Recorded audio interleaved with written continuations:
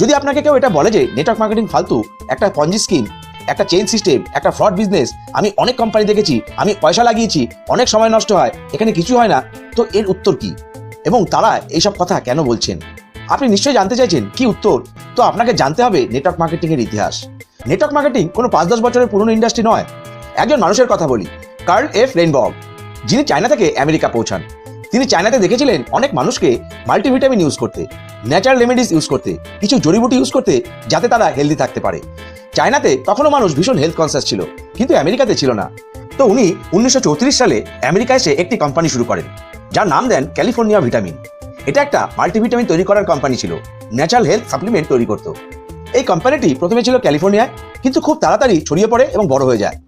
মানুষের প্রোডাক্টটি খুব পছন্দ হয়। 1940 সাল মানে নেক্সট 6 বছরের মধ্যে এই কোম্পানিটির নাম চেঞ্জ হয়ে যায়, যার নাম রাখা হয় নিউট্রিলাইট। নিউট্রিলাইট মানুষের খুব পছন্দ হলো এবং পুরো আমেরিকায় ছড়িয়ে পড়লো। কিন্তু নিউট্রিলাইট কোম্পানি একটা জিনিস নোট করলো, মানুষ যে প্রোডাক্ট কিনছে সেটা রেফারেলের মাধ্যমে বেশি কিনছেন। মানুষের প্রোডাক্ট থেকে উপকার পাচ্ছে, তো তারা অন্য সবাইকে বলছেন।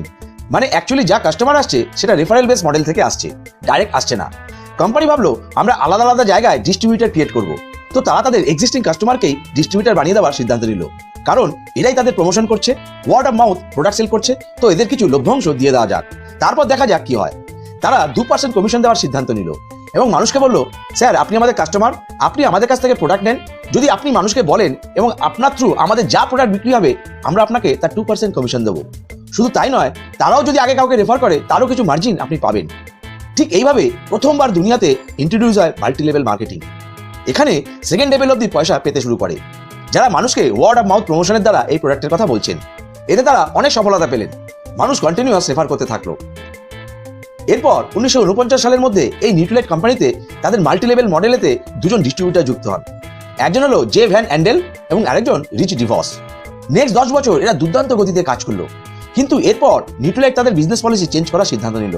তারা আবার ট্র্যাডিশনাল বিজনেস মডেলের দিকে এগিয়ে গেল এবং তারা ডিস্ট্রিবিউটারের দিকে আর ফোকাস করলো না। এর ফলে এই দুজন নিউট্রিলাইট কোম্পানি ছেড়ে দিল এবং 1960 সালে একটি নতুন কোম্পানি সৃষ্টি করলো, যাকে আপনারা অ্যামওয়ে নামে চেনেন। এই কোম্পানির আসল নাম হলো দ্য আমেরিকান ওয়ে, যার শর্ট ফর্ম হলো অ্যামওয়ে। তো অ্যামওয়ে প্রথম লিকুইড টাইপ ডিটারজেন্ট মানে কিছু ক্লিনিং প্রোডাক্ট বিক্রি করতো, যা ঘর পরিষ্কার করার কাজে আসতো। এরপর অ্যামওয়ে দুর্দান্ত গতিতে এগোতে লাগলো, কারণ তারা তাদের ডিস্ট্রিবিউটারের উপর ফোকাস করলো এবং প্রথমে 2 লেভেল নয় 3 লেভেল অব্দি পয়সা দেওয়া শুরু করলো। এরপর তারা তাদের মার্কেটিং মডেলটিকে বারবার চেঞ্জ করলো শুধু ডিস্ট্রিবিউটারকে সুবিধা দেওয়ার জন্য। 1972 সাল অব্দি অ্যামওয়ের গ্রোথ রেট দুর্দান্তভাবে বৃদ্ধি পেল। অ্যামওয়ে এত পয়সা কামালো যা অন্য কোনো কোম্পানি করতে পারলো না এবং তাদের গ্রোথও বাড়াতে পারলো না, এবং অন্য কোম্পানি যারা অ্যামওয়েকে ফলো করছিল তারাও অ্যামওয়েকে দেখে ইন্সপায়ার হয়ে গেল। সৃষ্টি হলো নতুন নতুন কোম্পানি, যারা নেটওয়ার্ক মার্কেটিং মডেল নিয়ে মার্কেটে কাজ করতে শুরু করলো। এবার 1994 সাল, যে দুজন মানুষ জে ভ্যান অ্যান্ডেল এবং রিচ ডিভস যারা নিউট্রিলাইট ছেড়ে অ্যামওয়ের সৃষ্টি করেছিল, তারা নিউট্রিলাইটকেই কিনে নিল। নিউট্রিলাইট ট্র্যাডিশনাল বিজনেস মডেলে চলে গিয়েছিল। তো দেখুন নেটওয়ার্ক মার্কেটিং এর এত পাওয়ার, এত পয়সা, তারা নিউট্রিলাইটকেই কিনে নিল। অ্যাকচুয়ালি আজ নিউট্রিলাইট অ্যামওয়ের কেনা একটি প্রোডাক্ট। এবার কি হলো, 1990-এর কাছাকাছি এইসব বাইরের কোম্পানিগুলো ভারতে চলে এলো। ভারতের মানুষের নেটওয়ার্ক মার্কেটিং কনসেপ্ট দারুণ পছন্দ হলো, কারণ এক্সট্রা ইনকাম পাওয়া যায়, প্যাসিভ ইনকাম পাওয়া যায়। এখানে তারা সেমিনার কন্ডাক্ট করে, মানুষকে ইনফ্লুয়েন্স করে, তো মানুষ যুক্ত হতে শুরু করে। ভারতে মানুষ ইনকাম করাও শুরু করে দেয়। কিন্তু একটা প্রবলেম হলো, সেটা হলো এইসব কোম্পানি যে প্রোডাক্ট নিয়ে এসেছিল সেগুলো ভারতবাসী মানুষের কোনো কাজের ছিল না। প্রোডাক্ট কি ছিল? কার ওয়াশ, যা আপনার গাড়ি চকচক করবে। কিন্তু ভারতের কত পার্সেন্ট মানুষের কাছে গাড়ি ছিল? না এর সমান।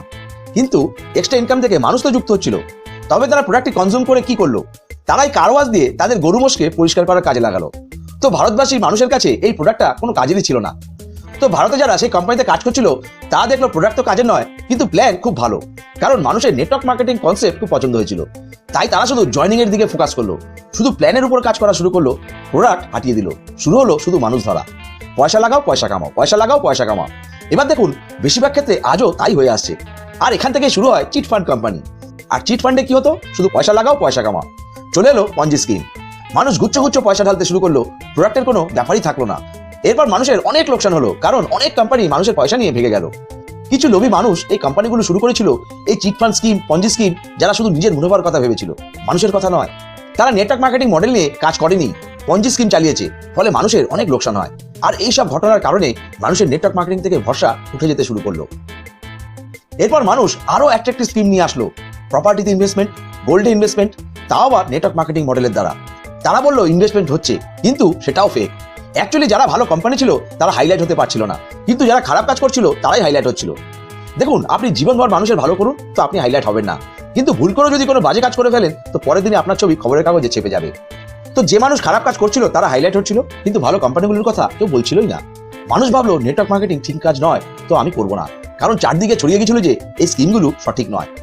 এরপর গভর্নমেন্ট এর উপরে অ্যাকশন নিল, ভারতের ডাইরেক্ট সেলিং অ্যাসোসিয়েশন তৈরি হলো, কিন্তু গভর্নমেন্টের সবকিছু ঠিক করতে সময় লাগে, ফলে এই স্কিমগুলো চলতেই থাকে। কিন্তু মানুষ যখন বারবার শুনতে থাকলো যে এই স্কিমগুলো খারাপ, তাদের বিশ্বাস এবং ভরসা নেটওয়ার্ক মার্কেটিং থেকে চলে যেতে শুরু করলো। আজও যদি আপনি আপনার বাবার বয়সী কাউকে জিজ্ঞেস করেন যে নেটওয়ার্ক মার্কেটিং কি ভালো, তারা বলবে না, এটা বেকার জিনিস। আমি অনেক কোম্পানি দেখেছি, অনেক স্কিম দেখেছি, তো এগুলো ছিল সেই স্পঞ্জি স্কিম। এরপর কি হলো? অবশেষে ভারতে কিছু ভালো কোম্পানি জন্ম নিল, যারা নিজেদের প্রোডাক্ট মানুষের কাছে পৌঁছানোর চেষ্টা করলো। তারা মাল্টি লেভেল মার্কেটিং এর সাহারা নিলেন, কারণ তারা জানে যে মাল্টি লেভেল মার্কেটিং এর অনেক পাওয়ার। যদি কনজিউমারকেই ডিস্ট্রিবিউটার বানিয়ে দেওয়া যায় এবং কিছু মুনাফা দেওয়া যায়, তো তারা অবশ্যই প্রচার করবে। আর এটাই হলো ফান্ডামেন্টাল প্রিন্সিপাল নেটওয়ার্ক মার্কেটিং এর। মানুষ আবার কাজ করা শুরু করে। এবার তার স্কিম এবং প্ল্যান ফোকাস না করে প্রোডাক্টের উপর ফোকাস করলো, প্রোডাক্ট নিয়ে কাজ করতে শুরু করলো। আপনি দেখুন, যারা ভালো কোম্পানি তারা প্রোডাক্টকে আগে রেখে মানুষকে বললো আপনারা প্রোডাক্ট ট্রাই করুন, যদি প্রোডাক্ট ভালো লাগে তবেই প্রমোট করুন। এরাই হলো জেনুইন কোম্পানিজ। আর আজ এই টাইপের জেনুইন কোম্পানিগুলি নেটওয়ার্ক মার্কেটিং এর ছবিটাকে আবার সঠিক করা শুরু করে দিয়েছেন। সেকেন্ড টাইম আবার নেটওয়ার্ক মার্কেটিং এর প্রতি মানুষের অ্যাওয়ারনেস আসতে শুরু করেছে। গভর্নমেন্ট এবং ডাইরেক্ট সেলিং অ্যাসোসিয়েশন গাইডলাইন নিয়ে এলো নেটওয়ার্ক মার্কেটিং এর উপর, এবং তারা বলছে যে গাইডলাইন আমরা নিয়ে এসেছি সেগুলো যে কোম্পানি ফলো করছে সেগুলোই সঠিক কোম্পানি। সুতরাং নেটওয়ার্ক মার্কেটিং এ যদি আপনি এরকম কোনো কোম্পানির সাথে থেকে থাকেন, অথবা এরকম কোনো কোম্পানির কথা শুনে থাকেন যেখানে ভালো প্রোডাক্ট আছে, খুব ভালো কালচার আছে, ভালো প্ল্যান আছে, তো সেখানে কাজ করে আপনি আপনার ভাগ্য তৈরি করতে পারেন। যদি কোনো প্রোডাক্ট নেই, শুধু জয়নিং আর জয়নিং, হাওয়ায় হাওয়ায় কথা চলছে, তো আপনি ভেবে নিন সেটা পঞ্জি স্কিম। তো ফ্রেন্ডস, এই ভিডিওটির মাধ্যমে আজ আমরা আপনাদের যে নেটওয়ার্ক মার্কেটিং এর ইতিহাস বললাম, সেটা এই কারণেই বললাম যাতে আপনি বুঝতে পারেন যে নেটওয়ার্ক মার্কেটিং কোথা থেকে শুরু হয়েছিল এবং কিভাবে শুরু হয়েছিল, কেন এই কনসেপ্টটা জন্ম নিল, কিভাবে ভারতবর্ষের মানুষেরা ঠকেছেন, যার কারণে মানুষ ভেবে নিয়েছে যে নেটওয়ার্ক মার্কেটিং খারাপ। কিন্তু সব কোম্পানি খারাপ নয়।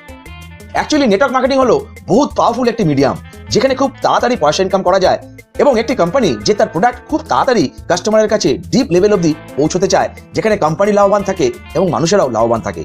সুতরাং আপনি নেটওয়ার্ক মার্কেটিং এর প্রতি সন্দেহ করবেন না, এবং আজ যা শিখলেন সেটা আপনার প্রতিটি ডিস্ট্রিবিউটারের কাছে বলুন এবং তাদের শেখান।